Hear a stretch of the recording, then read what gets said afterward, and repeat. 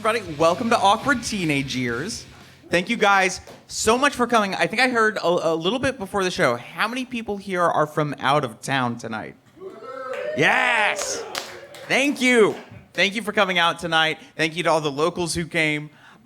We really appreciate you guys being here. Again, as she said, during an active global pandemic. But this is Awkward Teenage Years. I'm your host, Grant Bowen. This is a live storytelling show.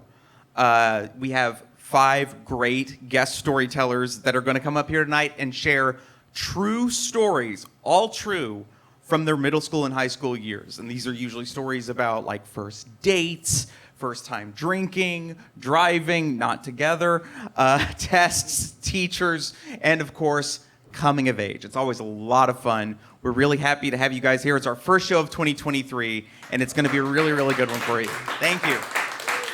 I'm going to monologue a little bit for you guys here, just to give our latecomers time to get in here. It's the beginning of January. I'm sure you've all made your New Year's resolutions. I have certainly made mine. I'm trying to be more financially responsible, i.e. stop ordering on Seamless. I'm trying to go back to the gym. I had to order new gym clothes in order to go back to the gym, which is a new subterranean level of self-esteem that I did not know was there for me.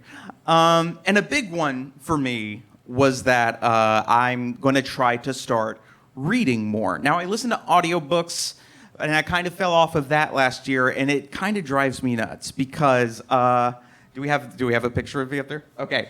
This kid right over here, take it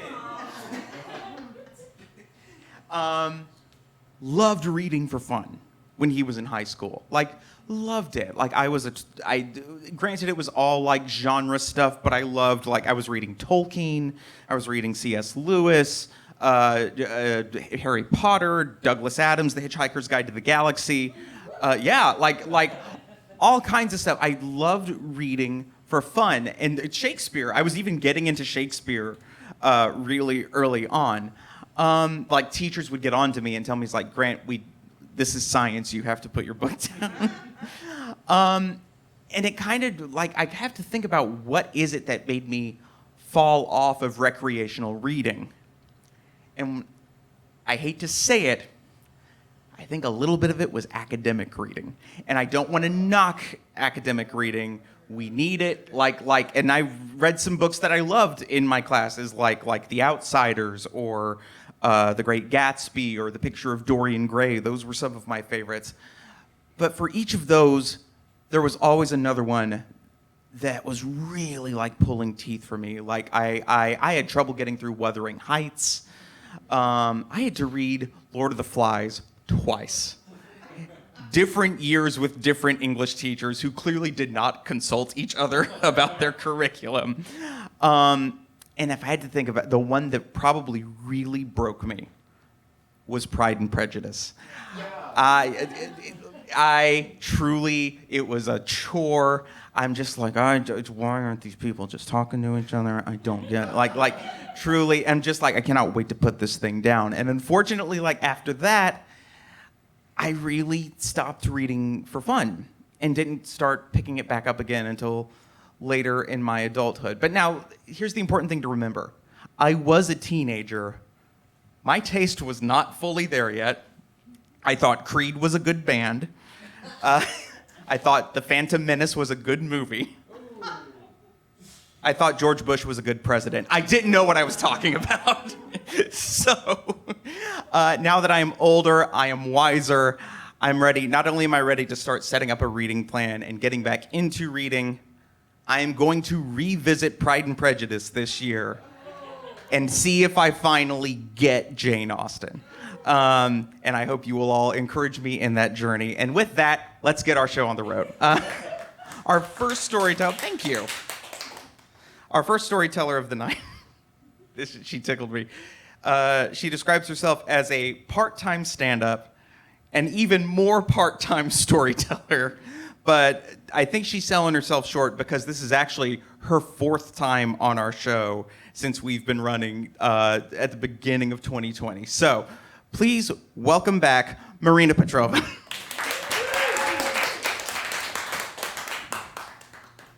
Is this the good height, or should I? Oh, here.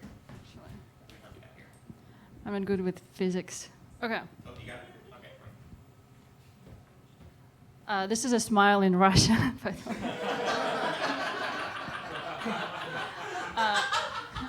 And my story is going to be about college years because I was a late bloomer.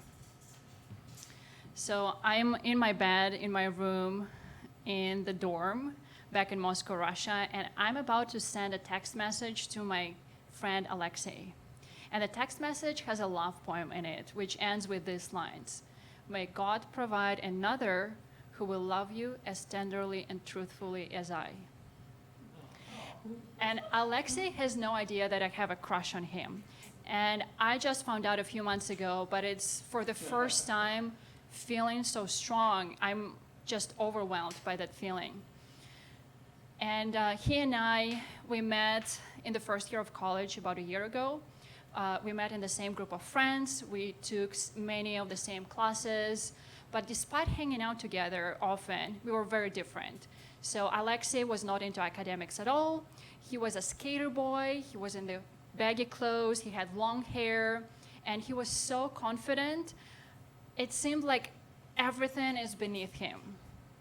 And I was the opposite. I was a big nerd, and I was really anxious. I was so anxious, I was afraid to speak to strangers or speak to a professor or even my classmates. I was afraid even of my own shadow. And despite those anxieties, my feelings for Alexei were so strong that I hit send on that message. And there's nothing for what seemed like forever. And so I'm in my bed, my heart is pounding really hard, and I'm sweating, but it's a cold sweat, and I'm shivering at the same time. And then about half an hour later, I finally get a message back. And the text messages, they don't convey intonation. So this is how I imagine it sounded. Marina, I kind of like you, but I will not date a girl who doesn't dress feminine. And I'm heartbroken. Not only because he didn't say that he likes me back, but also because he's right. My wardrobe is all jeans and sweatshirts, and this is because it was convenient. I was a big nerd, so I only cared about studying. I didn't even go out much, actually ever. I was broke. I lived on equivalent of like $200 a month. And also growing up, I never had anyone to teach me how to apply makeup, how to wear high heels, none of those things. But I still liked him so much, and he brought up my biggest insecurity, so I thought this is the time to do something about it. I went to my friends, my college roommates. I asked them, where do I start with everything? How do I catch up? And they said, well, Marina, we've been doing this since middle school now. You're late to the party. And then the nerd that I was, I went to the place that I knew had all the answers. I went to the library. I went to our computer lab, and I started searching online, and I came across this website. It was called Burda Modern. It's a German magazine that existed for about 40 years, and it published knitting and sewing patterns in over 100 countries around the world. And although it doesn't sound really cool, but it's a fashion magazine. And in their location, at their location in Moscow, they did have a course that taught all those things that I wanted to learn for a cost of $150, which was all of my savings. But my feelings for Alexei were stronger than my desire to eat. So I paid it. I paid the price. I went and bought $15 high heels. And I went to start learning. They were located in this old historic building in the center of Moscow. Inside, it was marble and those kind of columns from the floor to the ceiling. And the instructor, to my surprise, was this very anxious, nerdy man in this Coke bottle glasses. And he was not judgmental at all. He didn't judge me for growing up as a tomboy, although other girls there, they were up to speed on things. He said, with dedication and hard work, anyone can conquer high heels. And I started working hard. I went there twice a week for 2 months. I remember my heel stuck in various cracks multiple times, and I fell twice. But I was trying really hard to follow up with the instructions, and he was very interested. He had all these rules. For example, he said, if you want to be ladylike, you want to point your toes a little bit outwards when you walk, even though it's much easier to fall that way, which I did. And also he said, as we got more advanced, if you want to be even more ladylike, you want to walk in character. Specifically, aim for a character of femme fatale, which he defined as Anna Karenina. I don't know if you read this book. It's really big. I do not recommend it. And I don't want to brag, but Anna Karenina, it's a woman who wanted to be in a toxic relationship, right? And I don't want to brag, but this part I was really good at. And I was so good that when we graduated, he said that I was one of the top 5 Anna Kareninas he ever encountered. And I graduated, I got a little paper certificate that I can walk in high heels if anyone ever doubts this again. And I don't know why. Maybe because it was the spring and, love was in the air. Or maybe because I got a little bit more confident in my own skin. But I noticed in college, Alexei looks at me a bit more and for longer periods. And then he started pinging me, he asked me out, and we started dating. And we dated for about a year. It was on and off. It was getting more and more painful, and then we broke up. And I was close to ruined for 2 years. It was really impossible to forget him and move on. But I did. And looking back after the years, and as time goes by, the memories of Alexei, they're almost disappearing into thin air, all those painful memories. Even though it seemed at times that it will be impossible to forget him and move on, they're really disappearing. But the memories of my instructor, who was so supportive and was there to help me overcome one of my biggest insecurities, they're still with me, and I'm holding on to those memories. Thank you.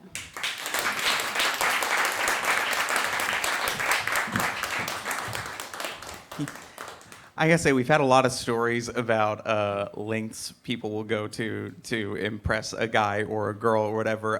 Going to high heel boot camp is a first for us. It's literally like high school miscongeniality. You were Sandra Bullock, and no, I'm glad that you moved on. Anna Karenina is definitely not in the Alabama reading curriculum. That is the original Too Long Didn't Read. Anyway, one more time for Marina.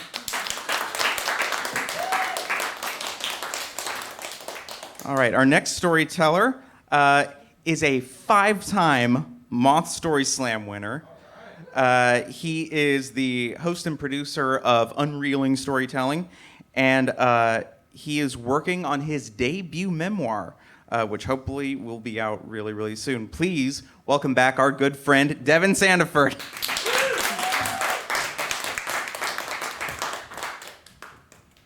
Thank you. Yes, that guy. So it's late 90s. I'm probably 14 years old, and I'm at my friend Tim's house. Tim has this really great house, and the best thing about Tim's house is that his parents are hardly ever there. It's summertime. We're just trying to have as much fun and freedom as we can. I love going over to my friend Tim's house because I'm too young to drive, and so the only places I can get to are walking distance from my home.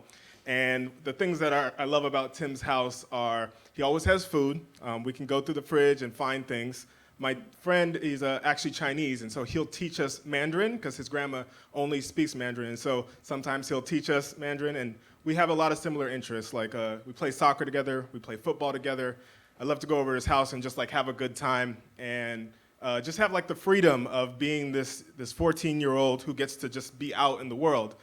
And so I'm at my friend Tim's house, and I start to we're having a really good time. I'm getting distracted, but I notice that outside the sun's starting to go down. And in my house, my parents are pretty strict. They have a lot of rules. One of their rules is that we don't have a curfew like by time, but you got to be home before the street lights come on. I live in this suburban neighborhood. Nothing dangerous ever happens, but my parents, they always have so many rules for us. They have rules like we can't wear shorts. We live in Southern California. It's like 105 degrees. We're halfway between LA and Palm Springs. Why we can't wear shorts makes no sense to me. We also can't have any water guns outside, and my parents always make sure that we get home before the street lights come on. And I have 2 older siblings, but my brother is the one that would argue with my parents all the time. He didn't understand any of the rules. He was like always arguing with them about them, and my parents would always give him one of 2 answers. They would say, either because we said so, which my brother hated, or it's because we're black. And my brother also hated that answer. And so for me, I just always just listened to my parents' rules. I didn't really care. I'm the youngest in my family, and so I just wanted to make sure I always was following the rules. And so I'm at my friend's house. The sun's starting to go down. I'm like, it's time for me to go. And so I go and I say bye to him. I say bye to his grandma. I put on my shoes and I start walking on the street. I know that I have enough time, but I want to make sure that I'm walking pretty briskly. And I come to the first turn. It's only about a 10-minute walk. I'm walking down this street away from this hill behind my friend Tim's house. And I'm starting to walk down the street, and all out of nowhere, this car pulls up next to me, and it's a police car. And the police comes up right next to me, and I'm like, what's happening? I have no idea. The police stops and gets out of the car, flips on his lights, and asks me to come over to where he is. And he starts asking me all these questions, like, you know, where are you coming from? What are you doing out here? And I tell him, like, I'm coming from my friend's house, and I'm going to my own house. And he's like, where are you coming from, though? I'm like, I'm coming from my friend's house, and I'm going to my house. And he just keeps on questioning me. Eventually, he has me sit down on the railing in the front of his car, and he asked me for, like, some type of ID. And I'm like, I'm only 14. I don't have any ID. But he asked me what my address is. He's asking me all these questions. Finally, he goes back around into his car and starts looking some stuff up. I have no idea. I'm starting to get a little anxious because I had timed it just perfectly to get home, and now it's getting later and later. And as I'm sitting there waiting for him to come back, I start to see the street lights are coming on, and like, this guy ruined my plan. He comes back around, and he tells me that I'm out past curfew for minors. And I tell him, like, I didn't even know there was a curfew. Like, I'm sorry. I won't do it again. You know, apologize. I'm sorry about that. And I'm like, okay, is it okay if I go? And he's like, where are you going again? I'm like, I'm going to my house. He's like, sorry, yeah, you can't. I have to take you in my car. And I'm like, but it's only a couple blocks away. Why do you have to take me in your car? And for me, I'm like actually starting to get really anxious. Not because I am afraid of getting in trouble, but because I don't want this police officer to come and be in front of my house. When I was 6 years old, my mom's youngest brother, my uncle, was shot and killed by the police right outside of our home. And ever since I was little, I'd never seen my mom cry, but I can always remember her going into the room back wherever we were away from the rest of us kids and being able to just like have this space by herself, but I could feel this tension, and I was always afraid of putting my mom back in that space. And so I didn't want to get into this cop car, but this officer wasn't letting me go, and so I'm like, all right. He walks around to the passenger side, and in my head, he's gonna be opening the front door, but he goes to the back door and opens the back door, and I'm just like devastated by this moment because I've seen so many of these like cop films where they're like helping the criminal get into the back and putting their head down, and like I climb into the back and there's like really no space. It's got the chain link blocking, and it's like up against my knees, and he shuts the door behind me, and I'm like starting to get emotional, but I try not to show it. And we drive down the street, 2 blocks down, turn right, 1 block over. That's where my house is. He pulls into the driveway, And I'm waiting for him to come open the door so I can try and sneak inside. And when he comes to open the door, he tells me to go ring the doorbell, that he needs my parents to come out. And I'm just like, why does he need to do all these things? Like, I wasn't doing anything at all. So I walk to the door, and I'm kind of hoping that neither of my parents are home. And when I get to the door, I ring the doorbell, and my mom comes to the door. And I just like, sorry, Mom, I was over at Tim's house. I didn't know that there was a curfew. This cop found me on the street, and he needs you to come out. And she goes out to where the cop is, and I stay kind of like by where the front door is. And I'm too far away to hear what they're saying, but I can see them going back and forth, and I'm just like feeling all of this emotion rushing through my body. And eventually, the cop leaves, my mom comes back, and as she's walking back, I'm like preparing like to say whatever forms of apology for bringing this to our front door.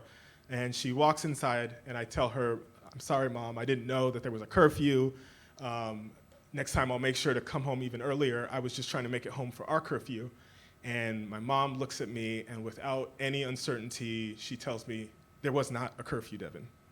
This was just a cop who was in the neighborhood who saw you as a black man, a young black boy out on the street in a place where it was predominantly white, and he didn't believe that you lived here. So he had to come and check to make sure this was a moment of racial profiling. He didn't do anything wrong. And I think I'm really blown away by my mom's words, because I've always thought of my mom as somebody who is like really fragile, somebody who couldn't take all these different things. My mom didn't even like to play Monopoly with winners or losers because it was just like too much. And so I'd always seen my mom as this like person who couldn't take these really tough things. But actually, this whole time, she had been coming up with all these rules for me and my brother and my sister to protect us and to really try and look out for us. As much as I was trying to think of my mom, she was trying to think of me and to protect my body. Thank you.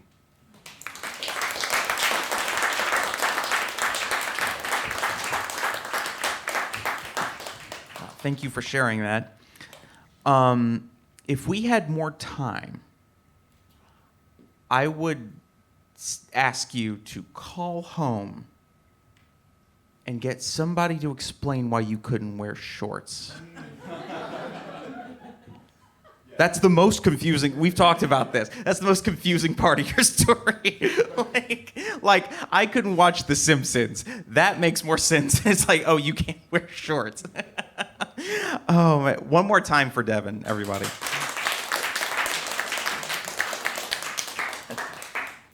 He just crazy. I could go on a rant about the crazy shit that goes on in this world. But anyway, let's keep the mood light. Our next storyteller, she won 2 local Emmys, but her mom thinks they're the regular kind. We're really excited to have her. Please welcome Tracy Rowland. Yeah, the statutes are the same. You can totally dupe an old woman and her friends. So I love back in the day when they're like, this look is so good, we should have it twice. So it was a fall morning, my junior year of high school, and I was taking extra special care to get ready. I actually got up early. And that's because it was going to be my very first day wearing the uniform of a Ramsey High School cheerleader. I had no idea how I got on that squad. No one was more confused than the rest of my teammates, confused and dismayed. They were all very tiny, very nimble. They had perfect wings. And they all went to the same celebrity hairstylist in our shopping mall and got perfect wings. We couldn't afford the celebrity hairstylist, so my mom cut my hair. And she put the tape on my bangs, and I had the perfect bangs. But I wanted wings. And she said, I can't give you wings. This is outside of my skill set. Pass me the tape. So when she was done with my bangs, I gave myself wings. And I used nail clippers. And so, listen, now people get their hair cut with razors. I was ahead of the game. And so when I was getting dressed that day, I was pulling my itchy wool skirt past legs that were not my regular colored legs. It was November. I am very fair. My mom, being ever helpful, the same woman who would say to us, hey, some people can get away without wearing makeup, and we're not one of them. She said, well, listen, you don't want to be wearing your miniskirt with your like pale blotchy legs. And so she had, the night before, spread copper tone quick tanning on my legs. And so I had the nice finger streaks that are like the imprint of a mother's love. And I pulled my skirt right past. And then I pulled on the tight sweater that still kind of smelled like the girl that wore it last season. I threw my saddle shoes in my backpack. I couldn't wear them all day because they were my sister's saddle shoes, and they were about a half size too small. Because when we went shoe shopping, we could only afford either saddle shoes or very pretty shoes for the homecoming dance. And I'm going to say I chose unwisely, and I still have those very unworn shoes because nobody asked me to that dance. So anyway, so I put on this things, but then I put on the key to the kingdom. And this, if you're a cheerleader or you watch cheerleaders closely, you big pervs, you'll know exactly what I'm talking about. I pulled on my Spankies. Spankies are these kind of thick nylon bloomers that all the cheerleaders wear so that when they bend over, it's a uniform row of monochromatic butts. And it's not like assorted days of the week underwear. And I say assorted because the girls on my squad, not bright, not very aware of what day of the week it is. And in fact, here's a sample cheer. S-U-C-C-E-E-S, that's the way we spell success. And so, but like, who's dumber? Like, these dinglings or the one who is desperate to be their friend, despite the fact I was majoring in English. So I got going, and I arrived at school because I knew it didn't really matter how I got in this uniform. What mattered was that I had it now, and that meant I was now going to be very popular and invited to all the parties, because that is exactly how high school works. So I showed up on my first day of a whole new me, and I opened the door, and it's still just whoosh, whoosh, whoosh, whoosh, you know, and getting knocked over and out of the way, spaz. And nothing had changed. And then so I made a point in my first class, geometry. I was like, okay, I made my way up to the pencil sharpener to sharpen a pencil that 100% did not need sharpening, but it allowed me to walk up to the front of the classroom in my skirt, and with a little swish, I kind of perfected the swish. I had not perfected any cheers, but I had definitely perfected the swish of the hips. And as I go up and I sharpen my pencil, and when I turn around, I catch the eye of Mike Fisher, and he's kind of lounging. And he is a somewhat sort of friend of mine. He's lounging in the front in his seat, and he looks me up and down, and he goes, hey. And I'm like, oh, so it begins.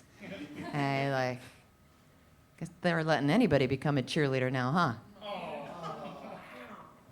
The following year, I would ask Mike Fisher to the prom, and he would say no.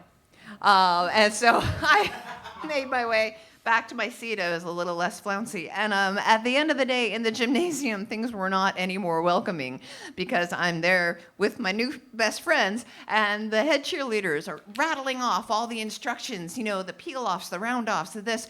And they all knew this shorthand because these girls had been cheering together since kindergarten.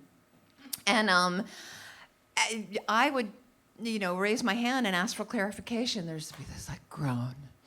And then, you know, Nita Miller would go like, I don't know why we're teaching her the cheers. She's just here to be the bottom of the pyramid.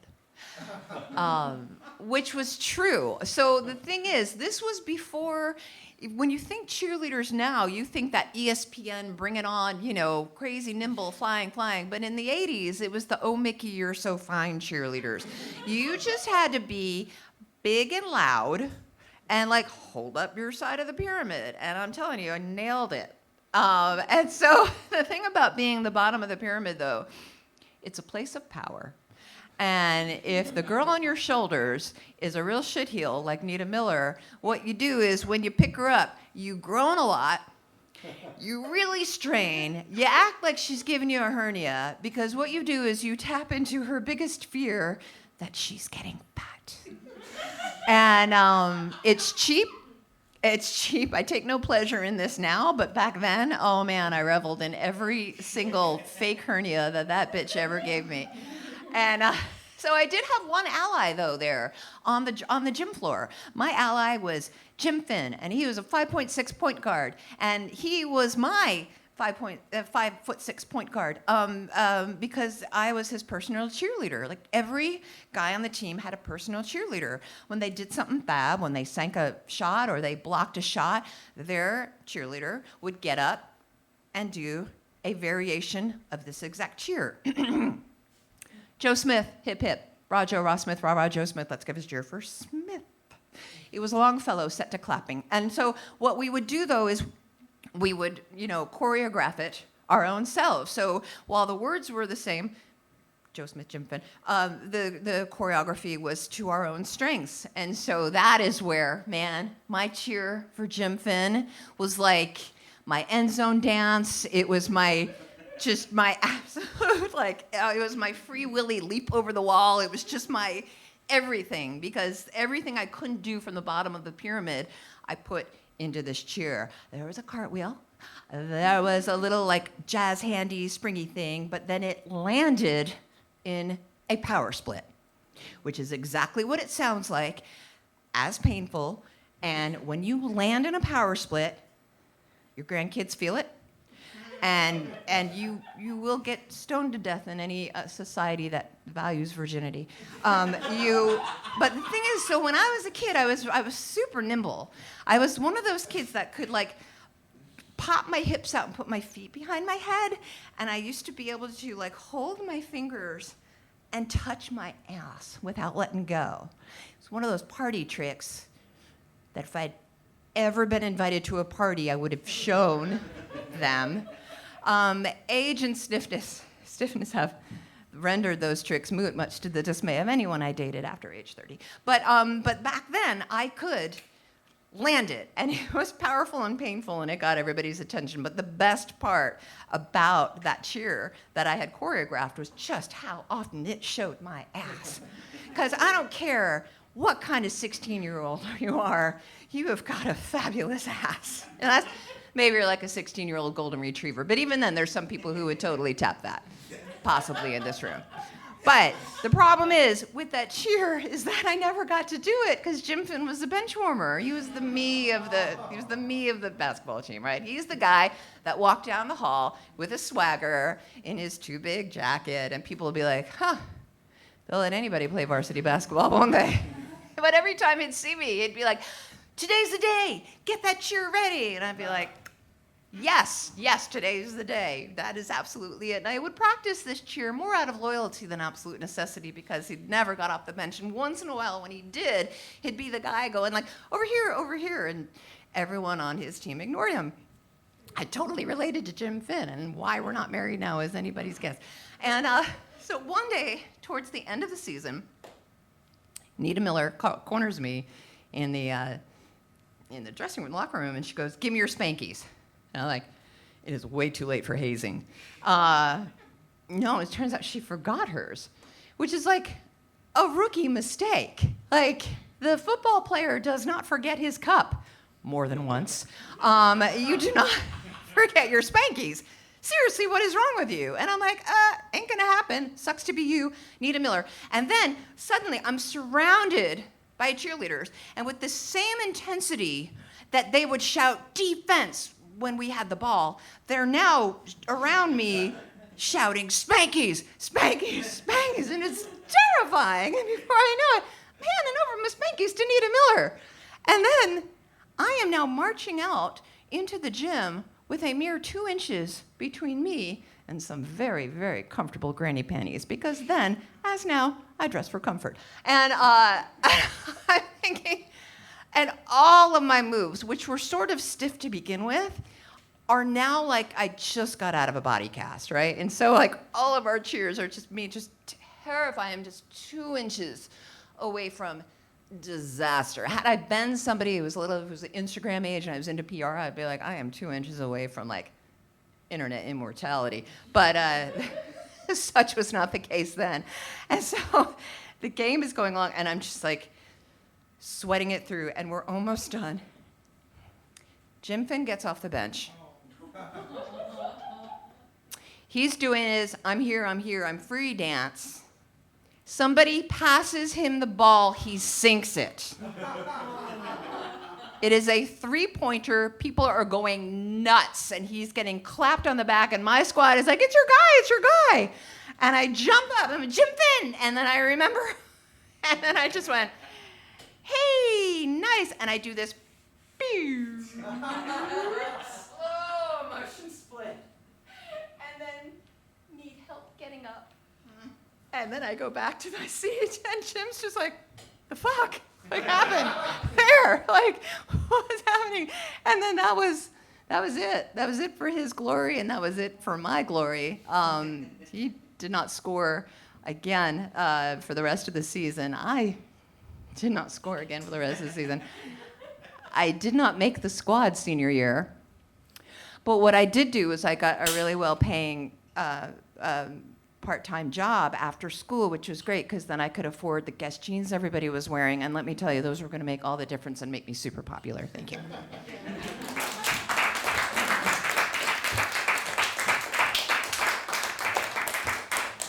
Oh, the mean world of high school cheerleaders. I will tell you, I've talked about it on this show before. I used to be on the wrestling team when I was in high school, and like between middle school and high school, I got my own letter jacket, and I too thought, hey, this is going to make me more popular, and it did not. And I think if I could go back in time to that kid, I'd be like, buddy, I don't think your occupation is the problem. It might be your love of musical theater. So anyway, one more time for Tracy, everybody. All right, our next storyteller is, he's a storyteller, an actuary, a bird watcher. We've had him on the show a couple of times, and we're always happy to have him back. Give it up for Phil Sugar.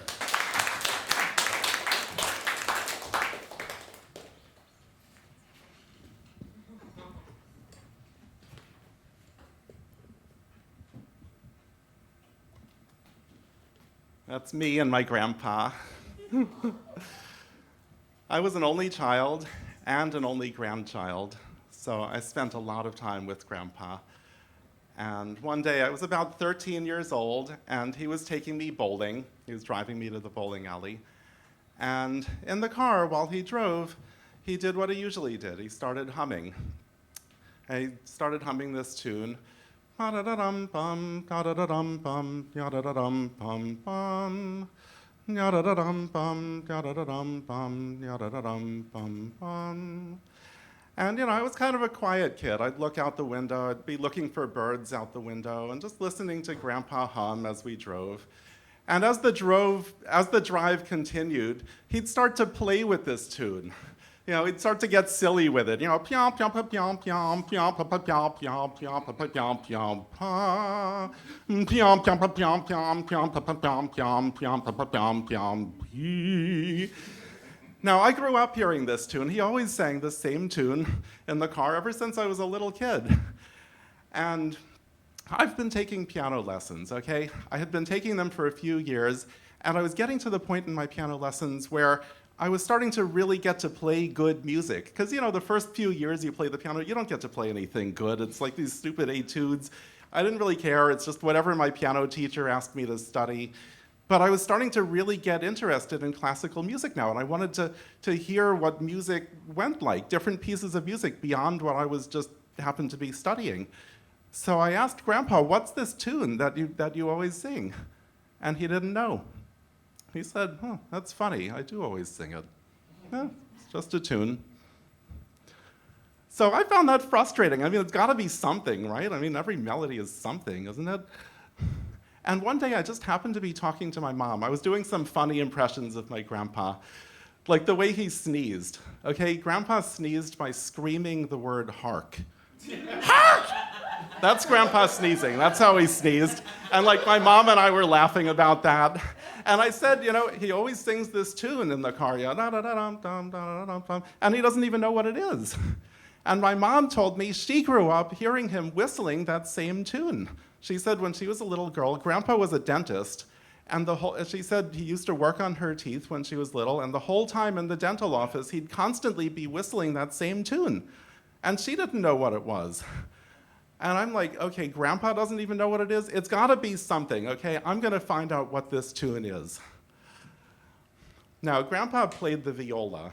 He played it practically his whole life. And I figured it's gotta be some piece of classical music he once played on the viola and just forgot about. But I was gonna find out. So the next time I was at Grandpa's house, I decided to go through all of his viola sheet music.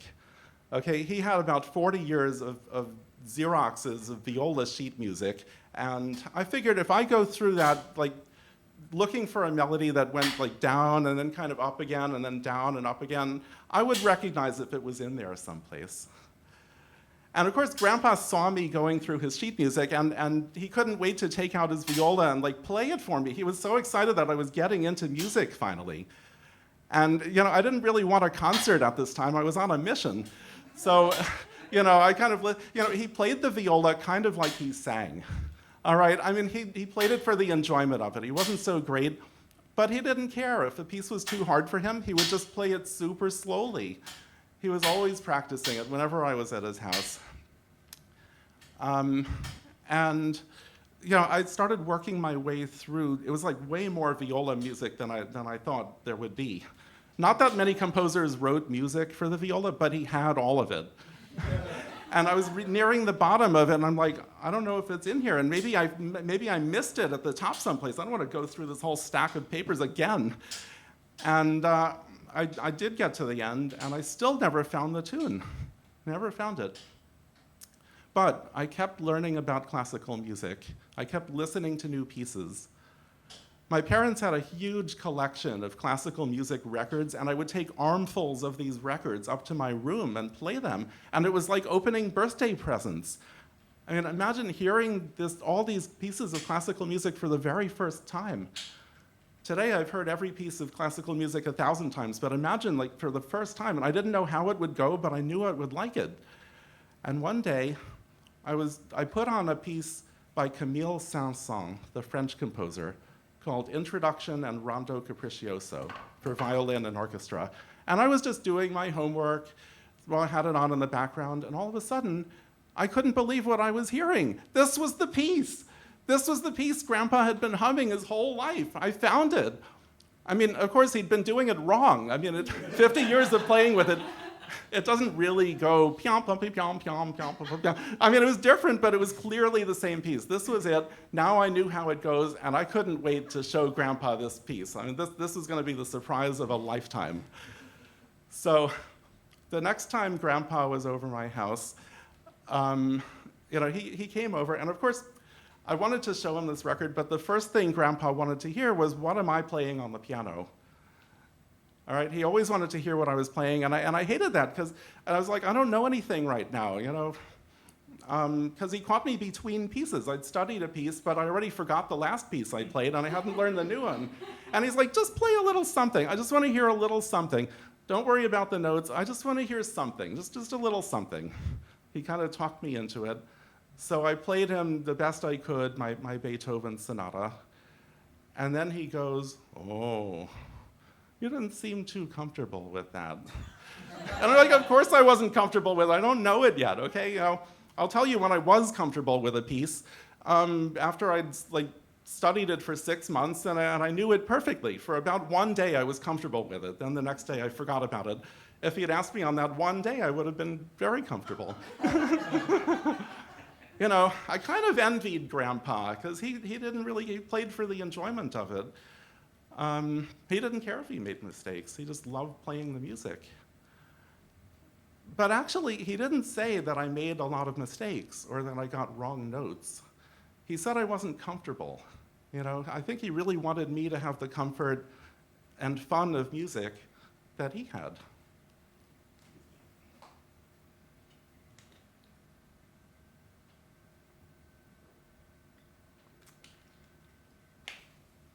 But we were different. I was a perfectionist.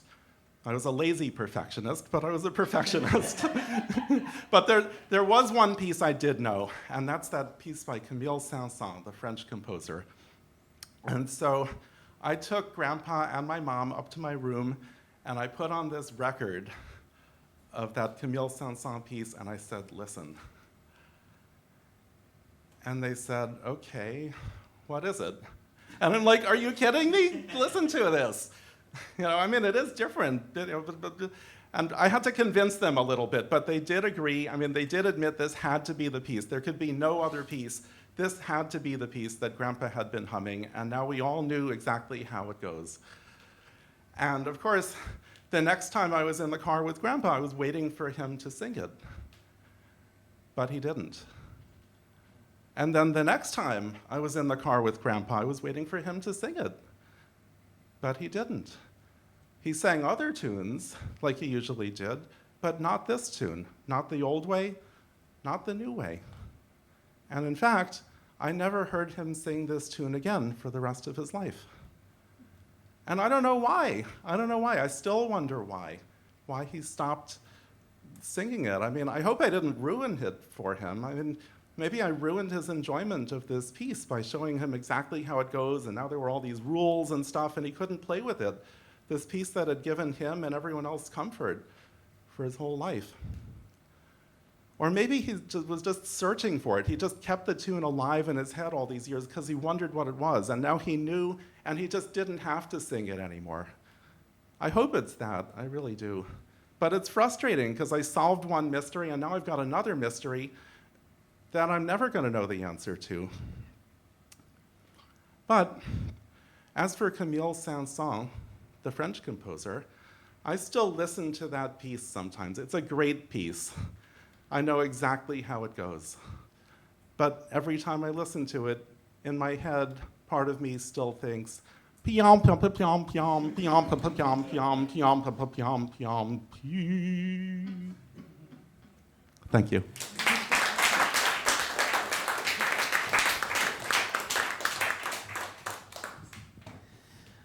All right, Will, I want you to make a note of this. We need to make T-shirts that say "Lazy Perfectionist" across the front of it. I think that we're all gonna take that one home with us and find a way to incorporate it. It's a really sweet story.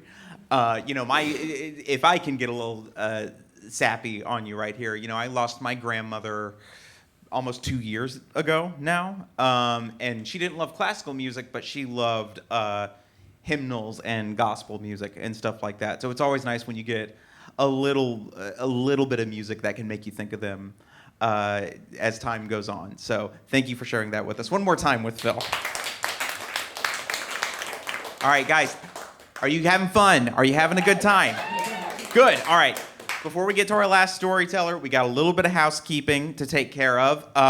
If you've been watching the show tonight, maybe you're a storyteller yourself, maybe you're not a performer, but you think, oh, that makes me think of this story from my life. We're always looking for new pitches, new stories, so feel free to send an email. I'm going to take this out here. Feel free to send an email to awkwardteenageyears@gmail.com with a little 2 or 3 sentence pitch of your story. We're always checking. We've had people who have never told a story before come onto our show. And we take all stories within reason. Like, don't be racist. But anyway, so feel free to write in to awkwardteenagers@gmail.com. We're on social media. We're on Instagram at Awkward Teenage Years, Facebook at Awkward Teenage Years. We're technically on Twitter. I don't like Twitter. I have never liked it. I often forget to post on Twitter, but we do have a Twitter at AwkTeenYears, and who knows, maybe Elon will fund the show. Who knows how that's gonna go. And if you've enjoyed the show, we've been doing this again since early 2020.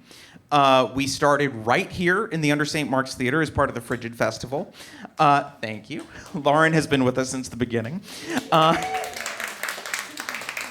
And then once the pandemic shut everything down, we took this little dog and pony show to Twitch. And we started doing live streams until we could come back and do it in person for you again. So we have almost our entire archive of shows on YouTube. Just look for Awkward Teenage Years. You can watch all of our past shows, all of our past guests and everything. It's really, really cool. Thank you guys so much for coming. We hope you'll keep checking in and keep checking our socials to see when the next show is. At our new date and time, the first Wednesday of every month at 7:30. So, with that, let's move on to our final storyteller. As long as I don't ruin the mic for him. Our final storyteller, he's a 2-time Moth Story Slam winner. He's performed all over New York City, and his first documentary, which is called I'm Here For You, comes out later this year. So please welcome Dave Kalema.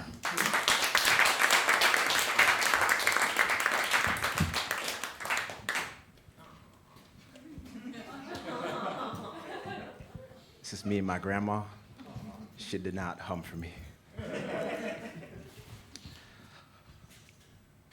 September 5th, 2006. I do not need the alarm clock to wake up. My eyes are up before that thing goes off. I'm buzzing, I shower, I get out, I go to my closet. And my wardrobe that day can best be described 3 words. J.C. Penney chic. Had on this peach-colored button-down shirt, had on these crisp iron Dockers dress pants, and my whole family, from my grandma, my dad, my mom, my little brother, we hopped in the family Mitsubishi Montero, and we drove to this 130-acre private co-ed boarding school just outside DC. They were dropping me off. It's the first day of high school, and my dad's driving, and he drives through these big gates, and there are these pristine manicured lawns on either side, and we're driving through the campus. These old buildings, but these great buildings with big columns. And I'm buzzing, and I get out of the car, and that morning my dad, he's making my bed. My little brother is putting snacks on the shelf, making sure I'm fed. My mom and my grandma are arguing over how to organize my closet. And I'm just taking this whole thing in.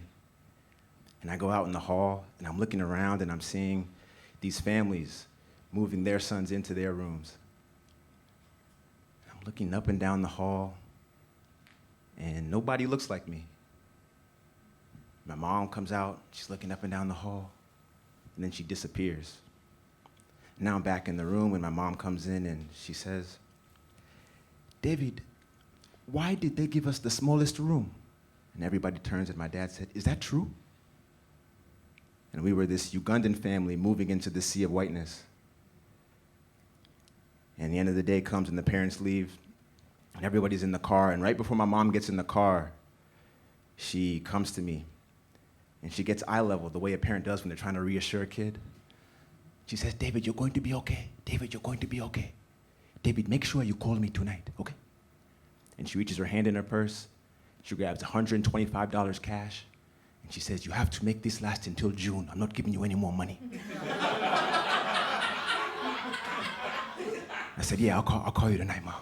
I'll call you tonight." And that night, that first night of boarding school, is a seated dinner for the whole campus. Administrators, faculty, students, we all gathered together for the first time.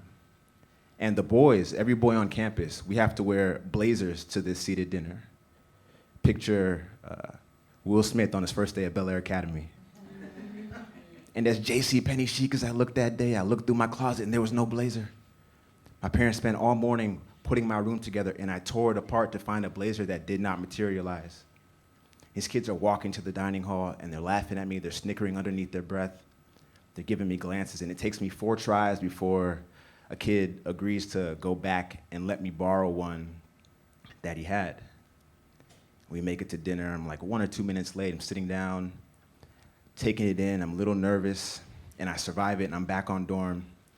And I'm in my room, and I do exactly what I'm told. I take out my Motorola flip phone, call my mom, and that's when I learned that my room was a dead zone. No service, no calls in, no calls out. And so these same kids that were laughing at me, I had to go ask one of them if I could borrow their phone. And I get one of their phones, and I'm back in my room, And I make the call. Hi, this is Barbara. I said, no, Mom, it's me. Why are you calling me from an unknown number? And when I heard her voice, I was like, you're not in Kansas anymore moment. I'm on a phone that's not mine. I wore a blazer that wasn't mine. They gave me the smallest room. Nobody looks like me. And these tears start to go down my face. But I didn't want my mom to hear me crying, so I'm talking fast and I'm mumbling over my words and I'm telling her what happened since she left, and I'm trying to reassure her and act all confident, and I tell her what happened and I say, it's okay. I asked for help. Somebody gave me a blazer. David, why didn't you call me first? You were supposed to call me. I was like, Mom, you don't understand. These kids were laughing at me. There was no time. We had to be at dinner at, no, David, you don't understand. You're one of the only black kids in that school. You can't be the one asking for things. Are you there? Yeah, I'm here. And I'm crying, and I'm upset because she's upset. And we're going back and forth over the phone. She says, next time you call me first. Now tell me you love me. I love you, Mom. And that was my first night at boarding school. And it took me weeks to recover that excitement that I had woken up with that first Tuesday. I was wearing the clearance rack from JCPenney with my dad's ties, and these kids were wearing names that I'd never heard of before, Brooks Brothers and J. Crew and Vineyard Vines, and it took me weeks to just get that excitement back that I really had all summer. Because that summer, my vision was, I was more excited about the challenge of proving to myself that I could live away from home than I was scared of fitting out. Because in my eyes, the way I saw it is at least I would grow. At least I would grow from it. But then I actually grew. On that first day, I was 5'3". After the first month, I was 5'11". I called my mom. I said, Mom, my dockers are hugging my legs. My wrists are showing in class. I need new clothes. You got to come get me. She said, David, did you shrink your clothes in the laundry? I said, nah, Ma, I'm like 6 feet. She said, nah, nid that David tolimba. Which in Luganda is, David, my son, when did you become a liar? Don't lie. I said, all right, Mom, let me go borrow some clothes from my class. She said, David, don't patronize me. I'm coming to get you. And my mom came and got me, and we went and got new clothes, and I had a new wardrobe, and I was fresh. And I was ready to rock out with those clothes for as long as they fit me. But it's high school, and the spring came around, the weather got warm, and my classmates were spending hundreds of dollars on tuxes and dresses that they were gonna wear to prom for one day and return. And I was a little bit more strategic. Weeks before, I started calling my mom. Hey, Mom, just wanted to let you know I love you, and I was thinking about you. Next week, hey, Mom, I wrote you a letter just to let you know how school was going, what my teachers are saying about me. I just wanted to keep you close to my journey. You're gonna get it next week. I love you. After a few weeks, she sniffed me out. She asked me what I wanted, and I told her. She said, why don't you use your money? I said, Mom, I got like $19 left. After some socks, I'm not gonna have anything. She said, whose fault is that? And I became this petulant tyrant, begging my mom every day. Mom, please, I need a suit. Mom, please, I need something.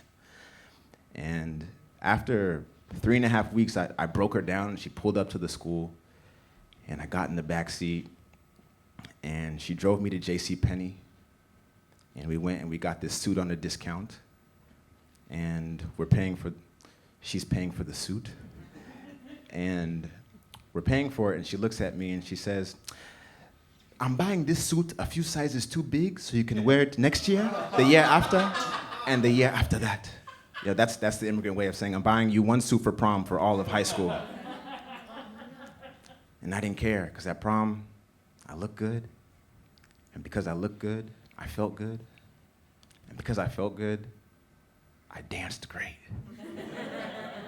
I danced great. I was dancing so well. Picture Carlton at Bel Air Academy. And I was dancing up a storm. And I was dancing so much that my big-ass collar was out to here, and it was drenched in sweat, and I didn't care, because I was going to get to keep my suit. They were all going to return theirs the next day. And I wanted to take a break from all this dancing I was doing, so I went and I sat down at this table, and I'm huffing and puffing. I got my hand on my hip, and I'm sitting down, and at this table was a friend of mine whose prom was much more antisocial than mine was. And he's in his own world with his date. They're just flirting. And I sit down, and I give him the head nod. He looks back, just gives me a peace sign, just turns around. And I looked at him. He had on the same khakis and tie and blazer he had worn all year. He had 2 pairs. That was one I'd seen. It's the same outfit he'd worn all year. Didn't buy any tux suit or nothing. And I looked at him and what he was wearing, and as his sweat dripped down my back, shame came with it. For the first time all year, I looked at him and I said, I could have done that. Man, I've been begging my mom for clothes so I could fit. I could have done that. I would have survived. And I came home that summer with this shame. I came home with that shame and negative $5 to my name. And I stopped asking my mom for things. I just stopped asking her for things, as I had a lot of growing to do. I was hoping that it wasn't vertical because I had played all my cards the last 9 months, and I just looked at her, and I think for the first time in my life, I understood that me being an outsider, it didn't compare, but to her, she was much more of an outsider. If she could leave everything behind and trust putting me in that school, I had real work to do. I had real work to do in learning to try and accept myself, accept who we were, and accept everything about me that made me different, even if it was my clothes. Yeah.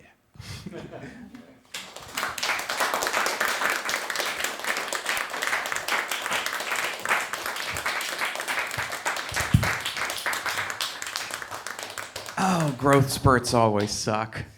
They always do. One more time for Dave, everybody. Guys, that's our show. Thank you so much for coming. Give it up one more time for all of our storytellers that you've heard tonight. Give it up for Lauren up in the booth, our tech wizard. Give it up for Debbie for doing both front of house and the bar tonight. It's been great. I've been your host, Grant. Thank you guys so much for coming to Awkward Teenagers. We'll see you next time.